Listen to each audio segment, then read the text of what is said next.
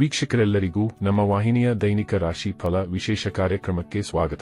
ಇವತ್ತಿನ ಈ ವಿಡಿಯೋದಲ್ಲಿ ನಾವು ವರ್ಷ 2026ರ ಏಪ್ರಿಲ್ ತಿಂಗಳಿನ 5 ಮತ್ತು 6ನೇ ತಾರೀಕಿನ ದಿನಗಳ ಕುಂಭ ರಾಶಿಯ ದೈನಿಕ ಫಲಗಳನ್ನು ತಿಳಿದುಕೊಳ್ಳಲಿದ್ದು, ಇಲ್ಲಿ ಈ ದಿನಗಳು ಕುಂಭ ರಾಶಿಯ ಜಾತಕದವರ ಪಾಲಿಗೆ ಹೇಗೆ ಸಾಬೀತಾಗಲಿವೆ ಅನ್ನೋದೆಲ್ಲವನ್ನ ಇಲ್ಲಿ ವಿಸ್ತಾರ ರೂಪದಲ್ಲಿ ತಿಳಿದುಕೊಳ್ಳೋಣ.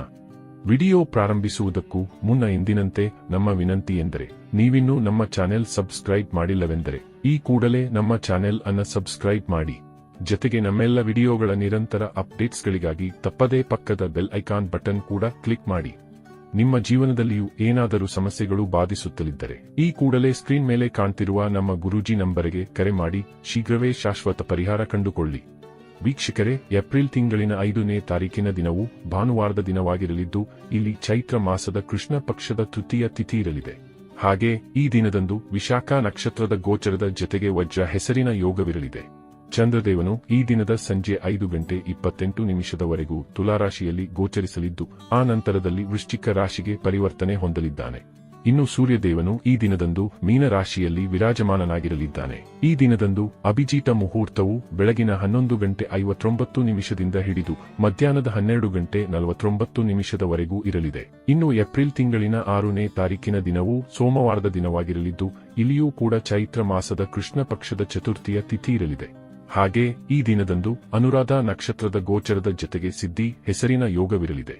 ಚಂದ್ರದೇವನು ಈ ದಿನದಂದು ವೃಶ್ಚಿಕ ರಾಶಿಯಲ್ಲಿ ಗೋಚರಿಸಲಿದ್ದು, ಇಲ್ಲಿ ಸೂರ್ಯದೇವನು ಮೀನ ರಾಶಿಯಲ್ಲಿ ವಿರಾಜಮಾನನಾಗಿರಲಿದ್ದಾನೆ. ಇನ್ನು ಈ ದಿನದಂದು ಅಭಿಜಿತ ಮುಹೂರ್ತವು ಬೆಳಗಿನ 11:59 ಹಿಡಿದು ಮಧ್ಯಾಹ್ನದ 12:49 ಇರಲಿದೆ. ವೀಕ್ಷಕರೇ, ಇದು ಈ 2 ದಿನಗಳ ಗ್ರಹ, ನಕ್ಷತ್ರ ಮತ್ತು ಯೋಗಗಳ ಕುರಿತಾಗಿರುವ ಮಾಹಿತಿಯಾಗಿದ್ದು, ಈ ಮಾಹಿತಿಯನ್ನೇ ಆಧರಿಸಿ ಈಗ ಈ ದಿನಗಳ ಕುಂಭ ರಾಶಿಯ ಫಲಗಳನ್ನು ನೋಡೋಣ.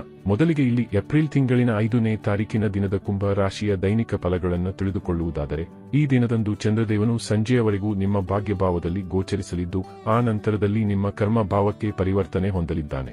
ಇಲ್ಲಿ ಸದೃಢ ಚಂದ್ರದೇವನ ಗೋಚರದಿಂದಾಗಿ ನಿಮ್ಮ ಆದಾಯದ ಮೂಲಗಳಲ್ಲಿ ವೃದ್ಧಿ ಉಂಟಾಗಲಿದ್ದು, ಇಲ್ಲಿ ನೀವು ಒಂದಕ್ಕಿಂತ ಹೆಚ್ಚಿನ ಮೂಲಗಳಿಂದ ಧನ ಸಂಪಾದನೆ ಗೆಯ್ಯಲು ಸಾಧ್ಯವಾಗಲಿದೆ. ಈ ದಿನದಂದು ನೌಕರಿಯಿಂದ ವಂಚಿತರಾದವರಿಗೂ ಉತ್ತಮ ಫಲಗಳ ಪ್ರಾಪ್ತಿಯಾಗಬಹುದಾಗಿದೆ.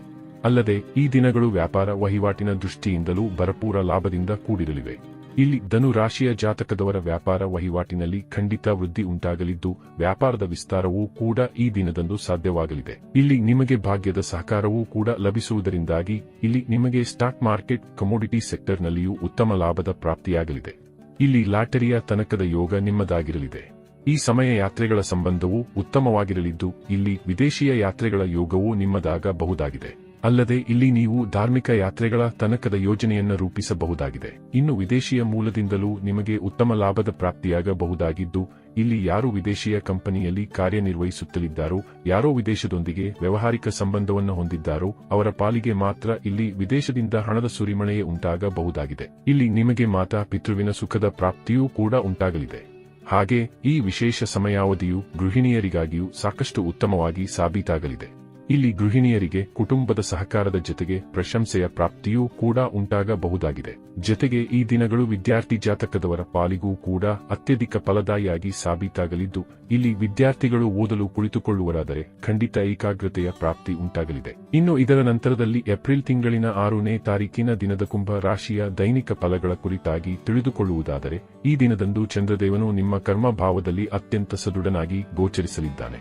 ಹೀಗಾಗಿ ಇಲ್ಲಿ ಚಂದ್ರದೇವನು ನಿಮ್ಮನ್ನ ಭಾಗ್ಯದ ಭರವಸೆಯ ಮೇಲೆ ಬಿಡುವುದಿಲ್ಲ, ಬದಲಿಗೆ ಇಲ್ಲಿ ಕರ್ಮಗಳ ಮೇಲೆ ನಿಮ್ಮನ್ನ ಹೆಚ್ಚು ಫೋಕಸ್ಡ್ ಆಗಿರಿಸಲಿದ್ದಾನೆ. ಇಲ್ಲಿ ನೀವು ಪರಿಶ್ರಮ ಮತ್ತು ಶ್ರದ್ಧೆಯ ಮೂಲಕ ನಿಮ್ಮ ಕೆಲಸ ಕಾರ್ಯಗಳಲ್ಲಿ ತೊಡಗಿಕೊಳ್ಳುವುದು ನಿಮಗೆ ಹೆಚ್ಚು ಲಾಭದಾಯಕವಾಗಿ ಸಿದ್ಧಗೊಳ್ಳಲಿದೆ. ಜೊತೆಗೆ ಈ ದಿನದಂದು ನಿಮ್ಮ ಬಹುತೇಕ ಪೆಂಡಿಂಗ್ ಕಾರ್ಯಗಳನ್ನು ಪೂರ್ಣಗೊಳಿಸಲು ನಿಮಗೆ ಸಾಧ್ಯವಾಗಲಿದೆ. ಹಾಗೆ ಇಲ್ಲಿ ನೀವು ನಿಮ್ಮ ವ್ಯಾಪಾರ ಕ್ಷೇತ್ರದಲ್ಲಿ ನಿಮ್ಮ ಪರಿಶ್ರಮದ ಮುಖೇನ ಸಫಲತೆಯನ್ನು ಹೊಂದಲಿದ್ದೀರಿ. ಇಲ್ಲಿ ಹೊಸ ವ್ಯಾಪಾರದ ಪ್ರಾರಂಭವನ್ನು ಸಹ ನೀವು ಮಾಡಬಹುದಾಗಿದೆ. ನೌಕರಸ್ಥ ಜಾತಕದವರ ಪಾಲಿಗೂ ಸಮಯ ವಿಶೇಷವಾಗಿರಲಿದ್ದು, ಖಂಡಿತ ಇಲ್ಲಿ ನೌಕರಿಯ ಕ್ಷೇತ್ರದಲ್ಲಿಯೂ ಸಫಲತೆಯ ಪ್ರಾಪ್ತಿ ಉಂಟಾಗಬಹುದಾಗಿದೆ. ಇನ್ನು ಇದರ ಜೊತೆಗೆ ಈ ದಿನದಂದು ನಿಮ್ಮ ಭೌತಿಕ ಸುಖದಲ್ಲಿಯೂ ವೃದ್ಧಿ ಕಂಡು ಬರಲಿದೆ.